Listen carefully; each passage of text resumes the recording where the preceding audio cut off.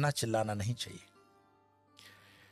हो सकता है कि पाकिस्तान से ये बात आती हो कि भारत को जो है कन्वर्ट कर लेंगे गजवाए हिंद, पर गजवाए हिंद करने की जरूरत ही नहीं पड़ेगी। कुछ सालों के अंदर वैसे ही उनकी पॉपुलेशन बढ़ जाएगी। आज इंग्लैंड और लंदन की स्थितियां देखते हो, शरीयत का कानून लंदन में लग रहा है, ऑस्ट्रेलिया में स्थितियां खराब हो गई है, जर्मनी में खराब हो गई। ये बहुत अच्छी स्ट्रेटेजी है इस्लाम की कि वो अपने एक्सेस पॉपुलेशन को दूसरे देशों में डेमोक्रेसी की आड़ में बेच देता है, बाद में वहां पे शरीयत का कानून लगवा देता है, लेकिन अरब कंट्री के अंदर कोई भी रेफ्यूजी नहीं रखा जाता है।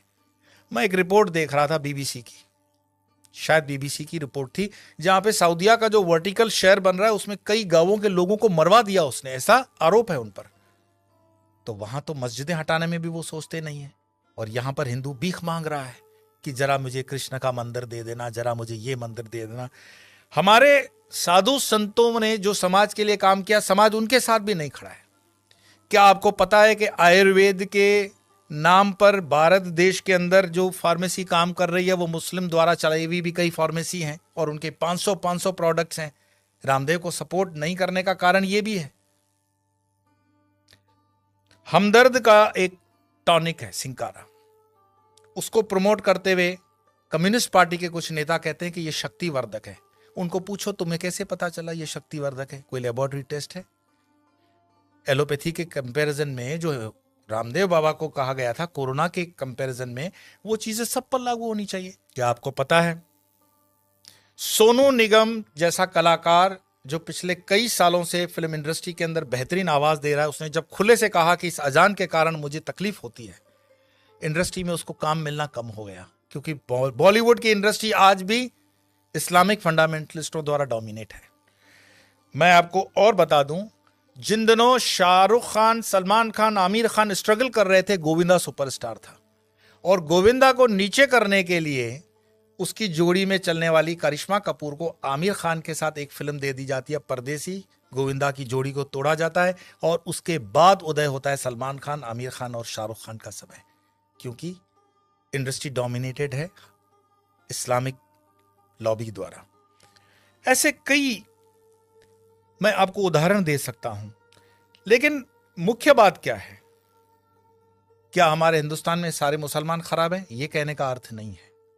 हमारे हिंदुस्तान के अंदर आजम जी, प्रेम जी जैसे भी इंडस्ट्रियलिस्ट हैं विप्रो के, उन पर आरोप भले लगे कि वो मुसलमानों के हितों की ज्यादा सोचते हैं, हिंदुओं की नहीं, पर मैं इस पे नहीं जाऊंगा। परंतु यहां मुसलमान न सिर्फ बढ़ रहे हैं, सुख संपन्नता के साथ बढ़ रहे हैं, ऐसा उस रिपोर्ट में कहा गया है। तो दुखी कौन हो रहा है?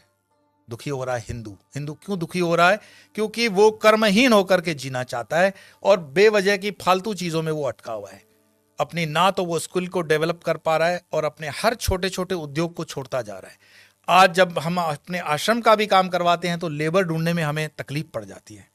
देश के अंदर कोई बेरोजगारी प्राइवेट सेक्टर में नहीं है, लेकिन कोई रबिश होते हैं जर्नलिस्ट जो अपना खीसा गर्म करने के लिए, जनता को गुमराह करने के लिए अलग अलग रिपोर्ट्स देते हैं।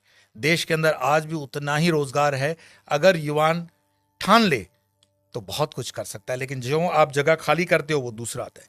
गुजरात के हाईवेज पे एक पूरी होटल्स की चेन है, वो चेन चलाते हैं चेलियास कम्युनिटी के लोग। चेलियास मुस्लिम कम्युनिटी है, और उनकी इतनी यूनियन होती है कि उसमें दूसरा कोई होटल नहीं खोल सकता हिंदू। मैं पूरे गुजरात हाईवे की बात कर रहा हूं, नेशनल हाईवे नंबर 8। साल में सिर्फ 2-3 दिन ये होटलें बंद होती हैं।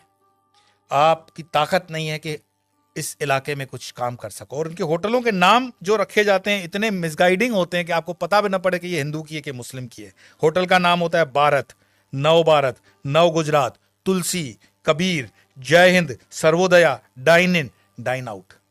किसको पता पड़ रहा है ये इस्लामिक माइंडसेट की होटल है? लेकिन सारे ट्रक ड्राइवर जानते हैं ये अपने वाले की है, लेकिन हिंदू को इतना बुद्धि नहीं होता कि ये किस होटल में जा रहा है, क्या खा रहा है, क्योंकि जीवन भर हमने हलाल खाने के लिए ठेका ले रखा है। हिंदू को इतना स्वाभिमान नहीं है कि वो कह दे कि जो मैं खान पान खाता हूं तो मेरे प्रोडक्ट पर तुम लोग सात्विक, राजसिक या तामसिक का लेबल लगाओ। भाई सात्विक है तो उसको ऑरेंज कर दो, राजसिक है तो उसको लाल कर दो, तामसिक है तो उसको काला कर दो, वेजिटेरियन का ग्रीन तो है ही। हर चीज पे हलाल लगा हुआ है, और हलाल का तुम्हें मलाल भी नहीं है। तो कितने भी तुम प्याज लहसुन को मत खाओ, लेकिन ये हलाल खाते हुए तुम्हारे बच्चे जो हैं क्या बन रहे हैं? ये जिहाद करने की जरूरत पड़ेगी नहीं उनको। ये साधु संतों को भी सोचना पड़ेगा कि तुम शेर को भी घास खिलाओगे, गाय को भी घास खिलाओगे, क्षत्रियों को भी घास खिलाओगे और ब्राह्मणों को भी घास खिलाओगे।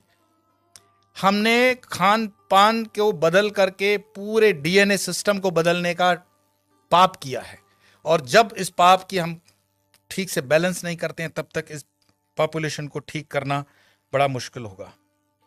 एक इंसान, ये वीडियो समाप्त करने से पहले मैं बता रहा हूं, एक इंसान जिसने अलीगढ़ मुस्लिम यूनिवर्सिटी का स्थापना किया था, सर सैयद, उसने सिर्फ ख्वाब देखा था पाकिस्तान बनाने का, कि एक ऐसा देश बन सकता है।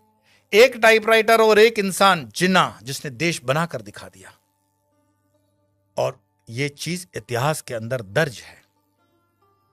क्या पता ओवैसी जो कह रहा हो उसको हम सीरियसली नहीं ले रहे हैं।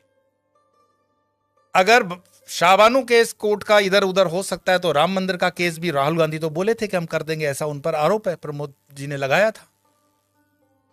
हिंदुओं को जागना पड़ेगा। कोई शंकराचार्य फिर से आए ना आए इसकी कोई गारंटी नहीं है। शंकराचार्य जी की जयंती मनाने से सिर्फ इतना ही मैसेज मिलता है, उत्तिष्ठ जागृत प्राप्य वरानि बत, उठो जागो, अपनी जवाबदारी लो। कब तक दूसरों के कंधों पे रहोगे कि ये तुम्हारी जवाबदारी लेगा? और धर्म का काम चेतना जगाना है। बाकी ये मेरा वीडियो मरे हुए लोगों के लिए तो है नहीं, चैतन्य लोगों के लिए। और चैतन्य जो सुन रहे हैं उनको लगता है कि आगे 2-4 चैतन्य है तो फॉरवर्ड कर देना, और मरे हुए लोगों को वीडियो देखने के लिए मैं कोई आग्रह करता ही नहीं हूं। आपके भीतर आपका सनातन जागे, भारत जागे, हिंदुत्व जागे। इसी प्रार्थना के साथ इतना ही। कल फिर मिलेंगे अन्य विषय को लेकर।